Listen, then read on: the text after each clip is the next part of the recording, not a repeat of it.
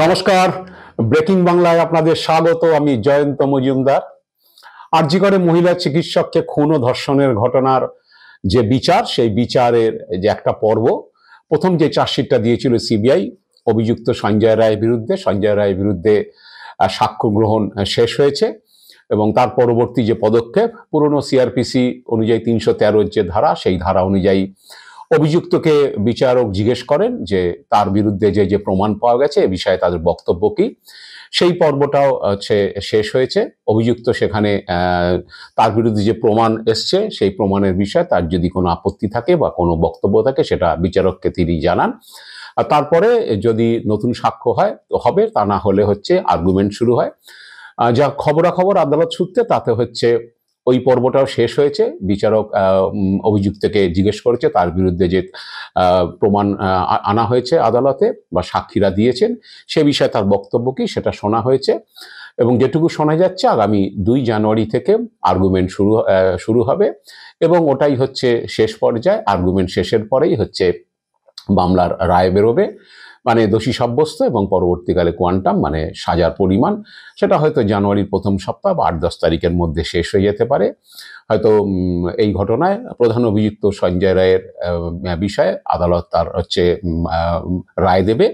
তো এরকম একটা জায়গায় অনেকেই প্রশ্ন তুলছেন যে আসলে যে সিবিআই যে তদন্তটা পেয়েছে, যেটা আদালতে বিচার চলছে, বিচারের একটা পোর্শন, প্রথম যে চার্জশিট দেওয়া হয়েছিল সেটা প্রায় শেষের পর্যায়ে। এই অবস্থায় সিবিআই এর মামলা বন্ধের জন্য কি কোনো মহল থেকে মরিয়া চেষ্টা হচ্ছে? কারণ কিছু পারিপার্শ্বিক ঘটনার জেরেই আমি সেটা বলছি, কারণ বিভিন্ন মহল থেকে প্রশ্ন উঠছে। কারণ আরজি করের এই মামলা নিয়ে সিবিআই তদন্ত নিয়ে নির্যাতিতার বাবা মা তারা অসন্তুষ্ট সিবিআই তদন্তে। তারা হাইকোর্টে বিচারপতি তীর্থঙ্কর ঘোষের এজলাসে একটি মামলা করেছেন। মঙ্গলবার দিন সেই মামলার শুনানি ছিল এবং তীর্থঙ্কর ঘোষ জানিয়েছেন যেহেতু সুপ্রিম কোর্টে এই মামলার মনিটরিং হচ্ছে এবং কলকাতা হাইকোর্টের প্রধান বিচারপতি বেঞ্চ এই মামলায় সিবিআই তদন্তের নির্দেশ দিয়েছিল, তাই আদালতের সর্বোচ্চ আদালত বা প্রধান বিচারপতি ডিভিশন বেঞ্চের পর্যাপ্ত ব্যাখ্যা না পেলে এই মামলা তিনি গ্রহণ করবেন না এবং যারা যদি মামলাটা শুনতে বলেন সেক্ষেত্রেই তিনি মামলা শুনবেন, এরকম একটা তিনি জানিয়েছেন মঙ্গলবার দিন শুনানির সময়। কিন্তু হঠাৎ করেই দেখা গেল যে সোমবার রাত্রে যে কোনো একটি মিডিয়া বা পরবর্তীকালে একাধিক মিডিয়া একটি খবর করলো, সেটা হলো যে এই মামলায় সেন্ট্রাল ফরেন্সিক সায়েন্স ল্যাবরেটরির একটি রিপোর্ট, যেটা গত 11ই সেপ্টেম্বর তারা দিয়েছিল সিবিআইকে, সেই রিপোর্টে এমন কিছু প্রশ্ন তোলা হয়েছে যেটা সিবিআই তদন্ত যেটা সিবিআই করছে সেই বা যা চার্জশিট দিয়েছে তারই কিছু কিছু বিষয়ে প্রশ্ন তোলা হয়েছে। কারণ সেই রিপোর্টে যেটা জানানো হয়েছে যে সেখানে যেটা হয়েছিল ক্রাইম সিন এক্সামিনেশন রিপোর্ট, এবং সেই ক্রাইম সিন এক্সামিনেশন রিপোর্টে তারা বলতে চেয়েছে যে মিতাকে যেখানে সেমিনার রুমে যে নির্যাতিতাকে খুন ধর্ষণ করা হয়েছে সেই কাঠের যে পোডিয়াম এবং তার উপর যে ম্যাট্রেস, সেখান থেকে তেমন কোনো ধস্তাধস্তির বা রেজিস্ট্যান্সের কোনো মার্ক পাওয়া যায়নি। কারণ মিতাকে ধর্ষণ ও খুন করলে সেখানে কিছু ধস্তাধস্তি বা রেজিস্ট্যান্স বাধা দেওয়ার কিছু চিহ্ন থাকতে পারে, সেরকম চিহ্ন পাওয়া যায়নি। সে সূত্রেই তারা প্রশ্ন তুলেছে তাহলে কি মিতাকে অন্য জায়গায় খুন ধর্ষণ করা হয়েছে, এরকম একটা বিষয় তারা প্রশ্ন তুলছে। এছাড়াও অভিযুক্ত সঞ্জয় রায় কিভাবে ওই 4তলার সেমিনার রুমে নার্সদের যে স্টেশন মানে নার্সের যে ডেস্ক, সেখানে 24 ঘন্টা নার্সরা ডিউটি করে, সেই ডেস্কের সামনে দিয়ে কিভাবে সে প্রবেশ করলো, সেটা সম্ভাবনা কম এই প্রশ্ন তুলেছে, কারণ সেখানে কারোর না কারোর চোখে পড়তে পারে, এরকম একটা প্রশ্ন তুলেছে। তো এইসব প্রশ্ন তোলার পরেই অনেকে বলছে যে কেন সিবিআই সিএফএসএল এই প্রশ্নগুলো তোলার পরেও সিবিআই চার্জশিটে তার কোনো রিফ্লেকশন দেখা গেল না, এইরকম ধরনের কথা বলেছে, যদিও সিবিআই চার্জশিটে অন্য কথা বলেছে। তো এই রিপোর্ট মঙ্গলবার দিন বিভিন্ন সংবাদপত্র প্রকাশিত হওয়ার পরে বুধবার একটি ইংরেজি দৈনিকে সিবিআইয়ের একজন আধিকারিক তার ব্যাখ্যা দিয়েছেন। তিনি বলেছেন যে সিএফএসএল যে রিপোর্টটা দিয়েছে সেটা তদন্তের একটা অংশ। তারা যে রেজিস্ট্যান্স মার্কের কথা বলছে, যে কোনো মহিলাকে ধর্ষণ খুন করা হলে অভিযুক্ত যদি ধর্ষণ খুনের চেষ্টা করে সেখানে কিছু রেজিস্ট্যান্স মার্ক আসতে পারে বা ধস্তাধস্তির চিহ্ন আসতে পারে। তবে কাঠের পোডিয়াম এবং সেই ম্যাট্রেসের উপরে ধস্তাধস্তির চিহ্ন না আসলে যে সেখানে তাকে খুন ধর্ষণ করা হয়নি এমনটা নয়। তারা যেটা খালি চোখে যেটা দেখে তাদের মনে হয়েছে, কিন্তু সেটা নাও আসলেও হচ্ছে সেখানে ঘটনাটা ঘটতে পারে। একই সঙ্গে সেই সিবিআই আধিকারিক ব্যাখ্যা দিয়েছেন যে যেটা বলা হচ্ছে যে অন্য জায়গায় যে তাকে যদি খুন ধর্ষণ করা হতে পারে, ঘটনাস্থল অন্য জায়গায় হতে পারে, তাহলে বোঝা যায় যে সেখান থেকে সেই ডেড বডিকে এনে এই সেমিনার রুমে ফেলা হয়েছে। তারা সেই আধিকারিক বলছেন সেটা কার্যত অসম্ভব, কারণ যে নার্সিং স্টেশনের পাশ দিয়ে অভিযুক্ত যাওয়াটা এক প্রকার খুবই মানে সম্ভাবনা কম, কারণ কারোর না কারোর চোখে পড়বে। তাহলে সেক্ষেত্রে কাউকে যদি কোনো ডেড বডিকে যদি 2 জন বা 3 জন চ্যাংদোলা করে নিয়ে এসে সেমিনার রুমে ফেলে, সেটার সম্ভাবনা আরও কম, কারণ সেক্ষেত্রে কারোর চোখে পড়ার সম্ভাবনা রয়েছে। তো এই সব প্রশ্ন যে সিবিআই আধিকারিক করেছেন বা তিনি সেটার ব্যাখ্যা দিয়েছেন যে সিএফএসএল রিপোর্টের উপরে যে রেজিস্ট্যান্স মার্কের বিষয়টা, যে কাঠের পোডিয়ামের উপর ম্যাট্রেস থেকে রেজিস্ট্যান্স মার্ক পাওয়া যাচ্ছে না বলে সেখানে ধর্ষণ হয়নি বা খুন হয়নি, এটা যেমন হচ্ছে একেবারে নিশ্চিত হওয়া যায় না।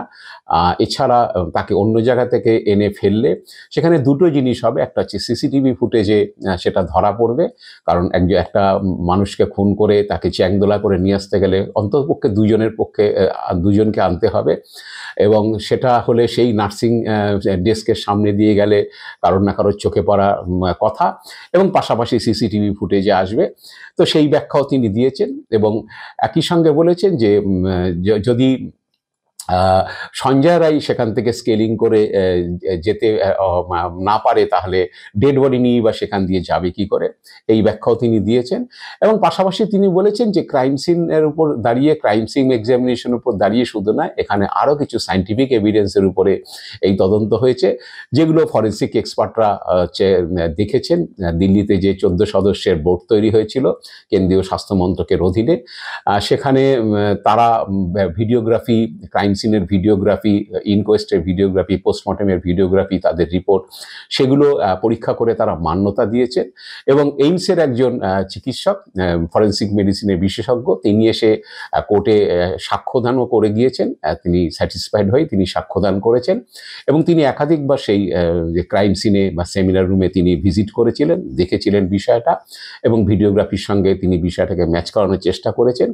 এবং পাশাপাশি হচ্ছে সিসিটিভি যে ফুটেজ এবং অভিযুক্তের যে ব্লুটুথ স্পট থেকে পাওয়া গেছিল, সেগুলোর বিষয়ে হচ্ছে চণ্ডীগড়ের সেন্ট্রাল ফরেন্সিক ল্যাবরেটরি তারা যে রিপোর্ট দিয়েছে সেটাও হচ্ছে সন্তোষজনক।